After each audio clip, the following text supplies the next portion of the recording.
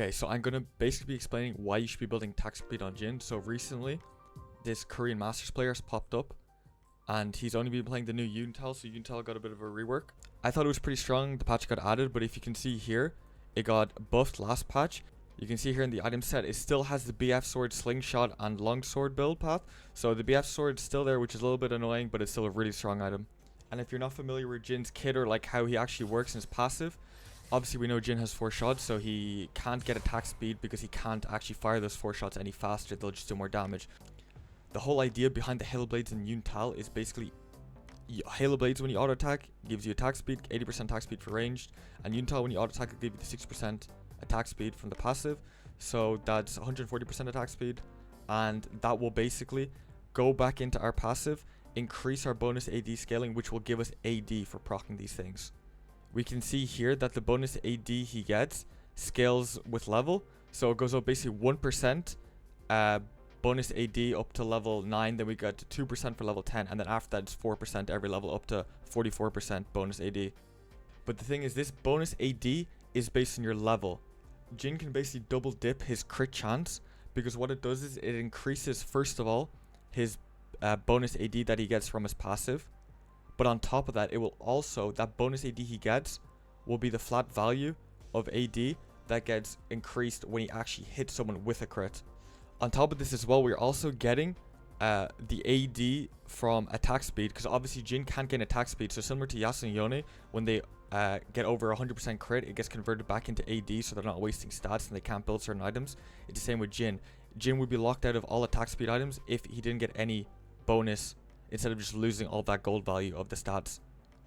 Another note is that Jhin's crits actually do a little bit less damage since he's stacking so much AD. It would be OP if he was just able to crit normally.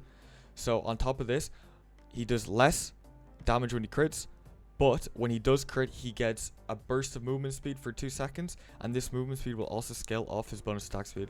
So the key note to know about this is the first auto attack will simply activate your Halo Blades and Yun Tal. It will activate them, give you your attack speed, and give you the AD. But you won't actually get the effects of the bonus AD until your second and third autos. So obviously it will depend on the situation, the timing, kind of what's happening. But you'll definitely get it for your second and third auto, and that's a big chunk of damage you're dishing out there. So basically, if we jump ahead a little bit and take a quick look at what we're looking at. So let's say we're level 11. We have 2 items, Yun Tal and Collector. We have no Yun Tal stacks, so that means no crit. No Gathering Storm and no Eyeball Collection, so we don't have any bonus AD from outside sources. Basically what happens is when you proc Yun Tal and Halo Blades, we're going from 271 AD to 328 AD. So effectively we're gaining plus 57 AD on our next 2 autos consistently when we activate Yun Tal and Halo Blades at level 11 with 2 items. Ignoring gold value for a second, if we look at it just like this, if you have 2 items with Halo Blades and Yun Tal, you are together getting 57 AD on 2 auto attacks. So 57 AD, that is on average, especially for an item that will have attack speed as well as crit, that is a full item worth of AD. So with that 57 AD, we also have 50% crit. Let's say your crit does what it's meant to do and one auto attack crits and the second one doesn't. We're still doing over 170 damage just from the AD we're getting from Yun Tal and Halo Blades alone. The argument I would make for this over the likes of Dark Harvest, for example, is Dark Harvest is good for finishing the enemy off, right? When they get below the 50% threshold, you can proc it and you can stack it and continue stacking it.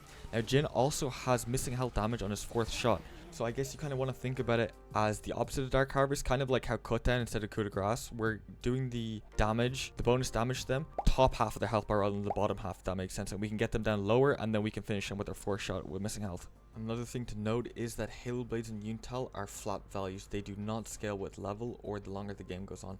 So the second you have Yun Tal, you're getting plus 8% AD. The second you get Halo Blades, you're getting plus 20% AD. Okay, so I'm going to walk you through this now. This is all the testing I did. We already talked about this, but a level 11 with 2 items, Yun Tal and Collector, no stacks of anything. We're basically getting, for both Yun Tal and Halo Blades activations, we're getting plus 57 AD. This is 1,881 gold worth of AD. We are going to take these gold values with a grain of salt though, because Jhin's passive is an absolute steroid.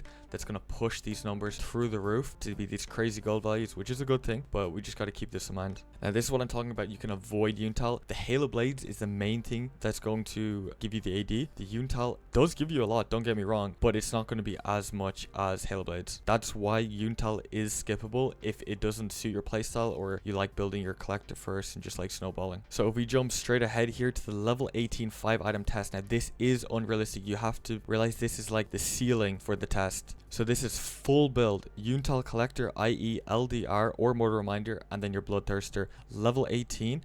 We're going to be 40 minutes into the game roughly. We're going to be getting 48 AD from our Gathering Storm and a fully stacked eyeball collection with 18 AD. So our base AD is already at 893, which is extremely high. Obviously this, if you have rapid fire, it's going to be a little bit less, but we'll talk about that soon. With this build, 893 AD, when we activate our Yun Tal and Halo Blades, we're going straight up to 1030 AD. That is a 137 AD increase, which is 4,521 gold worth of AD. At this point as well, you've 100% crit chance, so that 137 AD is getting doubled instantly to 274 AD, I think. So 274 extra damage for those 2 autos, 3 possibly as well. And you've got to realize that most ADCs are going to be sitting generously between 2,000 and 3,000 health. So 274 times 2 is what, 540 something? 540 something is going to be near enough a 5th or 6th of their health bar at least.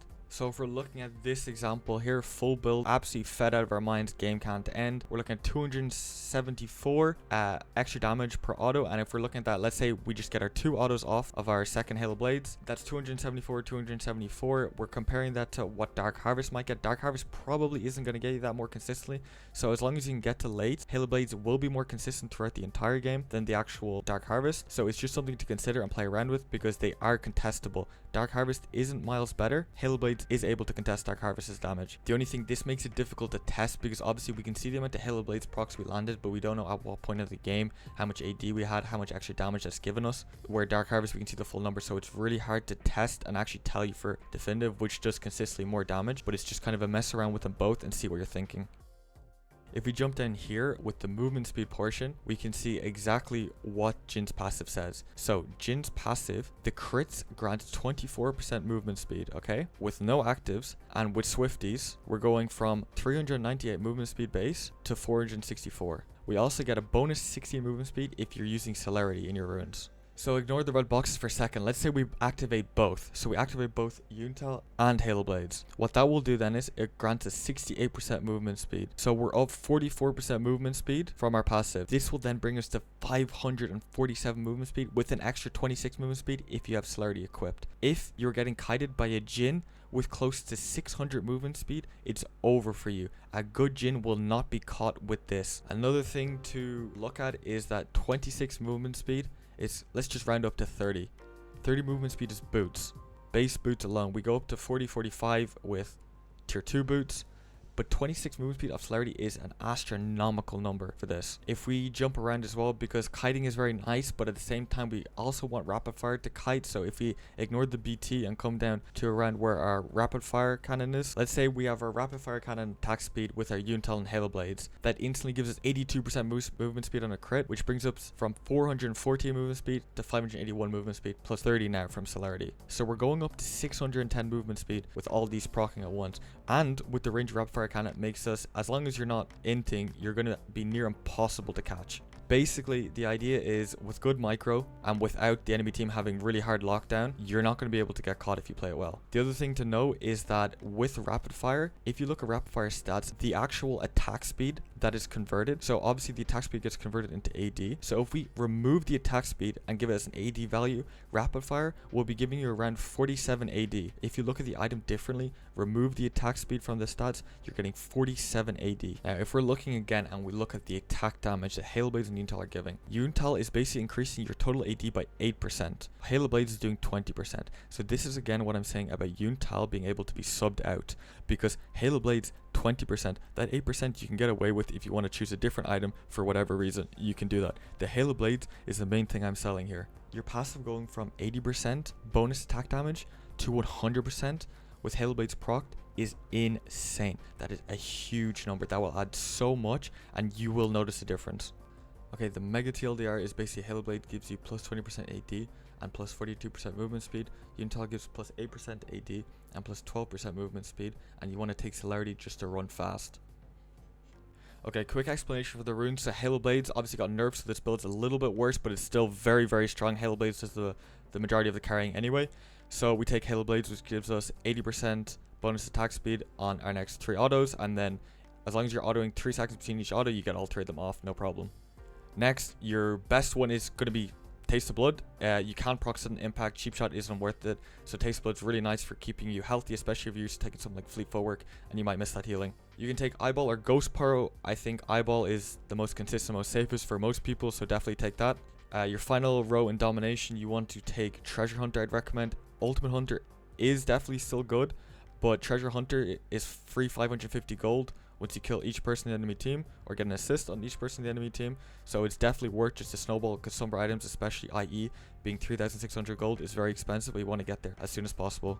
You can either choose between Precision or Sorcery. I think Sorcery is better. Celerity is insane on Jhin. Probably Jhin might be one of the best users of Celerity in the game. Just the sheer amount of movement speed he gets from his crits, and then on top of that, Celerity will increase movement speed bonuses by 7%, and Jhin constantly is getting movement speed bonuses from crit. So I'll show you examples soon, but he is really fast at this, and it is definitely worth it. Next, for the second minor rune in Sorcery, either Gathering Storm or Mana Flow Band. Gathering Storm is the greedy option, definitely the better option. If you can manage to play without a Mana Flow Band and no mana items, definitely do this. It will be 10 times more worth it. But if you're struggling, Mana Flow Band is completely fine. The Masters player we were talking about, he takes Mana Flow Band, so no shame in it at all. It's a similar thing.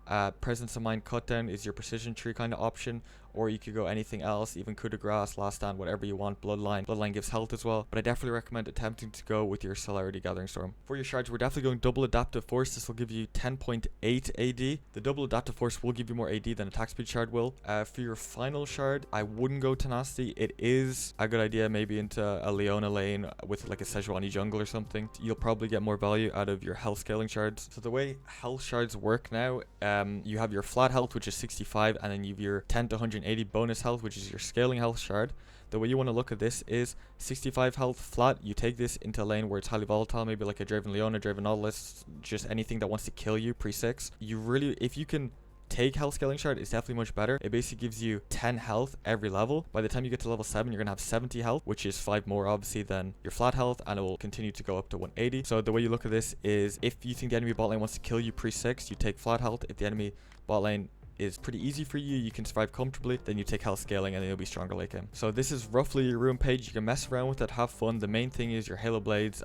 Your rough build is going to look something like this. We're going to go Yun Tal, Collector, IE. You can also swap out your Collector for an LDR or go IE and then your LDR, depending on how the game. Collector might not fit you every game, so this is kind of the rough 3 core that we're looking at. Yun Tal, I'll show you later, can also be subbed out for something else, and that might sound contradictory, but I'll explain in a second. My test that I'm going to show you, the 4 item build that we went, was this. Mortal Reminder and LDR give the same stats, so not too much of a difference. They obviously removed Giant Slayer passives, so your Mortal Reminder and LDR are quite similar now, although Mortal Reminder is 200 gold more expensive, which makes it 14% less gold efficient than LDR, but there's so much healing and shielding in the game at this point, so it's probably worth, if you're even or ahead, to go for the Mortal Reminder. If you're really far behind, you can go LDR to try and get back in the game, but if we are able to spread that 200 gold, we really want to be pushing that Mortal Reminder. These are your typical final items that we're going to be looking at. Your BT Shield Bow Edge of Night for survival, your GA for the res, the rapid fire cannon obviously for the long range autos. I'll have a test for both BT and rapid fire. We can also, don't forget, your QSS is very strong at the moment with your magic resist and lifesteal. Lifesteal is huge on Jhin because your auto attacks do so much damage, so the lifesteal value is a lot greater than other champions would get. If you look here at the very bottom, this is your no Yun Tal example. Again, I'll explain in a second, but we're going to be looking for your lethality item first. If we look here, the 3 lethality items, so Hubris performing extremely well. Yomu is also doing pretty well since the buff, and Collector, obviously. These are the strongest 3 first items. IE Rush is also up there, so it's kind of up to you. But if you're not going Yun Tal, definitely consider one of these options, and I'll show you again the build, and the item set will be in the description. So here, if we're going Collector, we can just go Collector IE. We can go Hubris or Yomu's, then maybe into another crit item such as Collector and then your IE, or you just go IE second. And then you've got obviously your LDR items, your LDR or Mortal Reminder, and then your Rapid Fire.